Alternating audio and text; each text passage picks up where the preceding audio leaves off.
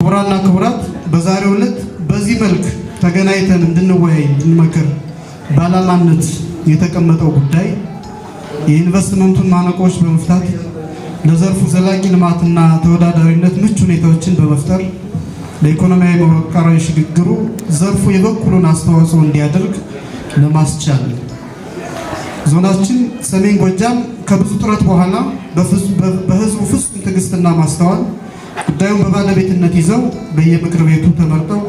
የህዝቡን ውክልና በኃላፊነት መንፈስ በአግባቡ በተወጡ ኮሚቴዎች ብርቱ ትግል ዛሬ ህዝባችን በቅርበት አገልግሎት የማግኘትና የልማት የመልካም አስተዳደር ችግሩ እንዲፈታለት ኢንቨስትመንት በባህሪው የጸጋ አማራጮችንና ምቹ ሁኔታዎችን መለየት የተለየን ሀብትና ጸጋ ለዓለሙ ማስተዋወቅ ባለሀብቱን መቀስቀስ ተቀዳሚ ተግባር በመሆኑ የዞናችን የኢንቨስትመንት አማራጮችን በወፍ በረር ለማስተዋወቅና በአዲስ መንፈስ ስራ ለመጀመር የዞኑን የእስካሁን የኢንዱስትሪና ኢንቨስትመንት ልምምድ ማሳወቅ በክልሉ በተፈጠረው የሰላም እጦት ምክንያት በዞኑ የተቀዛቀዘውን የኢንቨስትመንት እንቅስቃሴ ማነቃቃት እንዲሁም ሊያጋጥሙ በሚችሉ ችግሮች ዙሪያ የሚፈቱበትን መንገድ በጋራ መፍትሄ ማበጀትና አዳዲስ ባለሀብቶችን ወደ ዞናችን በማስገባት እንዲያለሙ ማስቻል ታላሚ ያደረገ በጠቅላላ ክልሉ በተለይ ደግሞ ዞናችን በተፈጥሮም ሆነ በሰው ሰራሽ ጸጋዎች አቻና ወደር የማይገኝለት ሪች ላንድ የተትረፈረፈና ገና ያልተነካ ተለይቶ በአግባቡ ጥቅም ላይ ያልዋለ ለኢንዱስትሪና ኢንቨስትመንት ዋነኛ ተመራጭና መዳረሻ የሆነ ዞን የዞናችን የኢንቨስትመንት ጸጋ ሀብት እምቅ አቅም አለው ስንል ዝም ብሎ ለማለት ለግብር ይውጣ ስለለመደብን አይደለም በእውነት የሆነ እንጂ ምክንያቱም በአይነትና በመጠን ተዘርዝረው የማያልቁ እልቆ መሳፍርት ሀብት አለና ለአብነትም የዞናችን መልክዓ ምድራዊ አቀማመጥና የአጎራባች ዞኖች ሁኔታ እንዲሁም ዞኑ የከተመበት ከተማ የማዕከላዊነት ስፍራ ስንመለከት ውቢቷን ባህር ዳር ለኢንዱስትሪ ለቱሪዝም ተመራጭ ከተማን አምጦ የወለደና 360 ዲግሪ የከበበ መሆኑ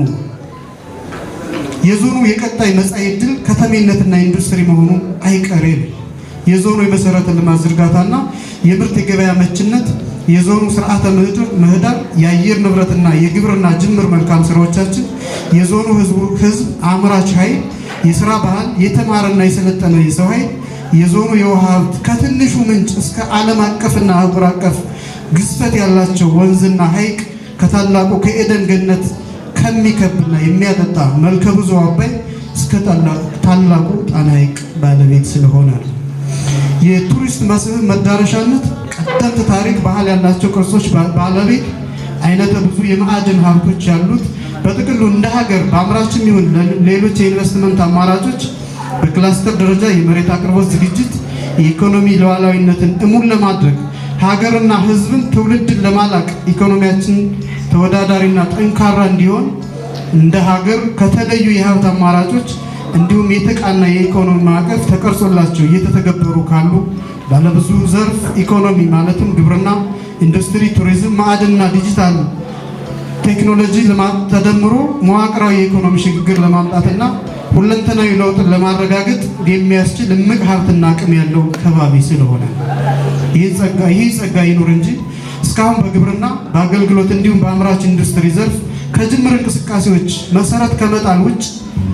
ጥም የሚቆርጥ ስራ የለም። ለዚህ ነው ገና ያልተነካ የምንለው። ይህ እንደተጠበቀ ሆኖ አሁንም ዘርፉ በበርካታ ማነቆዎችና ሳንካዎች እየተፈተነ ይገኛል። የመንግስት ተቋማት የመፈጸምና የማስፈጸም አቅም ቅንጅታዊ አሰራር መጓደልና ኢንዱስትሪን በክህሎት የሚመራ ዘርፉን በትክክል የተረዳ አመራርና ባለሙያ አናሳ ነው። የአገልግሎት አሰጣጥ የፍጥነትና የቅልጥፍና የፍትሃዊነት የግልጽነት መጓደል ከሶስተኛ ወገን ነፃ የሆነ የመሬት አቅርቦት ችግር በቂ የፋይናንስ አቅርቦት ችግር የኢንዱስትሪ ግብዓት አቅርቦት ችግር የመሰረተ ልማት በተለይ የመብራት መቆራረጥና የኃይል ማነስ የመንገድና የውሃ እጥረት የኢንዱስትሪዎችን ተወዳዳሪነትና ጥራት የምርታማነት ችግር በሙሉ አቅም አለማምረት የኢንዱስትሪያሊስቱን ሰበበኛ መሆንና በኢንቨስትመንት ስም የወሰዳቸውን የፋይናንስ የመሬት የቀረጥ ነፃ መብቶች ከዓላማ ውጭ መዋልና መሬትን አጥሮ ማስቀመጥ እዚህን የታወቁ ችግሮች ለማቃለልና የኢንዱስትሪ ልማትን በውጤታማነት ለመምራት ችግሮቻችንን በጋራ ለመፍታት ለዘርፉ ዘላቂ ልማትና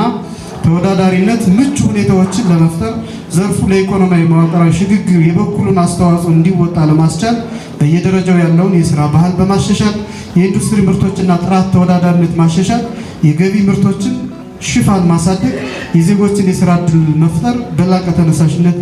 የሚሰራ ንቅናቄ ያስፈልጋል።